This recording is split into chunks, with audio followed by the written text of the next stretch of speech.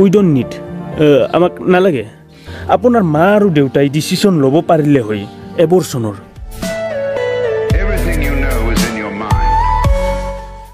start ক'ৰ পৰা কৰোঁ কাহিনীটো আপোনাৰ বিষয়ে ক'বলৈ হ'লে আপোনাৰ বাৰ্থডেটৰ প্ৰয়োজন হ'ব কিন্তু আপোনাৰ বাৰ্থডেট কি মই নাজানো চ' লেটছ জাষ্ট এজিউম মাত্ৰ 5 মিনিটৰ কাৰণে মানি লোৱা হ'ল যে আপোনাৰ বাৰ্থডেট 7 জানুৱাৰী 1997 জাষ্ট এ ৰেণ্ডম ডেট অলপ সময়ৰ কাৰণে ইয়াক সঁচা বুলি মানি লোৱা নাও 7 জানুৱাৰী 1997 মঙলবাৰে আপোনাৰ জন্ম হৈছিল ডেট মিনছ এইটো আপোনাৰ জীৱনৰ সকলোতকৈ পুৰণি দিন আছিল ৰাইট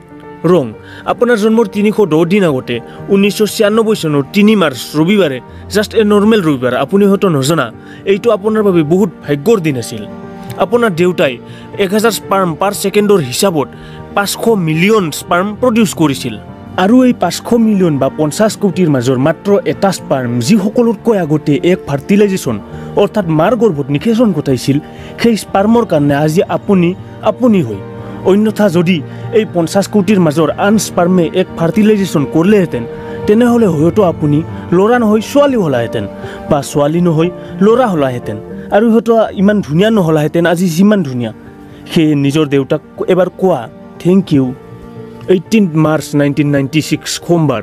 স্ত্ৰীৰ প্ৰত্যেক মাহত এবাৰ পেইনফুল মেনষ্ট্ৰুৱেল চাইকেল হয় আৰু মেবি আপোনাৰ মায়ে জনা নাছিল যে আপুনি তেওঁৰ সন্তান ৰূপে কেইমাহমানৰ ভিতৰত পৃথিৱীত ভৰি দিবলৈ ওলাইছা এইটো কাৰণতে আপোনাৰ মাৰ এইটো লাষ্ট মেনষ্ট্ৰুৱেল চাইকেল আছিল ইয়াৰ পৰা এটা দীঘলীয়া টাইমৰ কাৰণে আপোনাৰ মা এই পেইনফুল চাইকেলৰ পৰা বাচিব পাৰিলে চ' থেংকছ টু ইউ 3 এপ্ৰিল 1996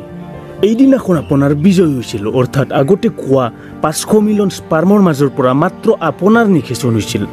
আৰু আজিৰ 32 ট্ৰিলিয়ন কোষেৰে গঠিত আপুনি যিজন মানুহ হয় সেইজন 3 এপ্ৰিলৰ দিনাখন আপুনি মাত্ৰ এটা কোষৰ আছিলা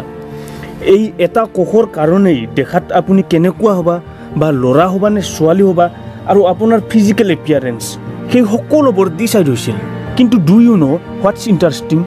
যে বাহিৰত এতিয়াও কোনেও জনা নাছিল যে দেয়াৰ ইজ ছামৱান কল্ড ইউ আপুনি যে মাৰ পেটৰ ভিতৰত এটা জীৱন ল'লা সেয়া এতিয়াও কোনেও জনা নাছিল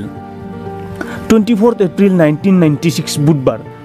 এইটো সেইটো দিন আছিল যিদিনা আপোনাৰ মাই এইটো কথা কনফাৰ্ম আছিল যে চি ইজ প্ৰেগনেণ্ট এইটো দিনত আপোনাৰ ফৰ দি ফাৰ্ষ্ট টাইম হাৰ্টটো পাম্প কৰিছিল তো কোৱা যে থেংক ইউ মা ফৰ দি লাইফ 9 জুলাই 1996 এইটো দিন কিছুমানৰ কাৰণে আনলাকি হয় কিন্তু আপোনাৰ বাবে মষ্ট লাকিয়েষ্ট ডে আছিল কিয়নো এইটো লাষ্ট দিন আছিল আপোনাৰ মা আৰু দেউতাৰ হাতত থকা অপশ্যনৰ উই ডোন্ট নিড আমাক নালাগে আপোনাৰ মা আৰু দেউতাই ডিচিশন ল'ব পাৰিলে হয় এবৰ্চনৰ ৰিমেম্বাৰ যে তেওঁলোকৰ হাতত অপশ্যন আছিল গোটেই দিনটো পৰি আছিল ভাবিবলৈ হয়তো বহুতো সমস্যাও আছিল তথাপি তেওঁলোকে ডিচাইড কৰিছিল যে you should live you should experience the life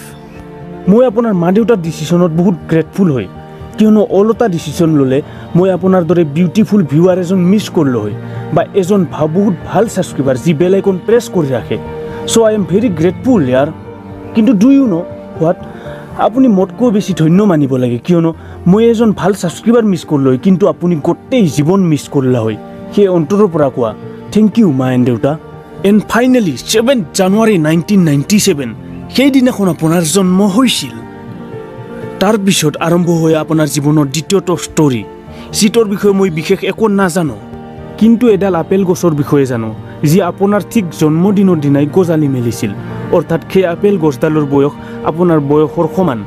দুই নদেত সেই আপেল গছডালে আজিলৈ প্ৰায় 6 লাখ টকাৰ আপেল দিলে যি প্ৰায় 4500 জন মানুহে খালেও অৰ্থাৎ সেই আপেল গছডালে ভাৰতবৰ্ষৰ অৰ্থনীতিত 6 লাখ টকাৰ দান কৰিলে আৰু 4500 জন মানুহক খাদ্য নিউট্ৰিশ্যন দিলে মই নাজানো আপুনি কি কৰিলে বা কি কৰিব কিন্তু মোৰ বিশ্বাস আপুনি সেই আপেল গছডালতকৈ বেছি কিবা এটা কৰিব নিশ্চয়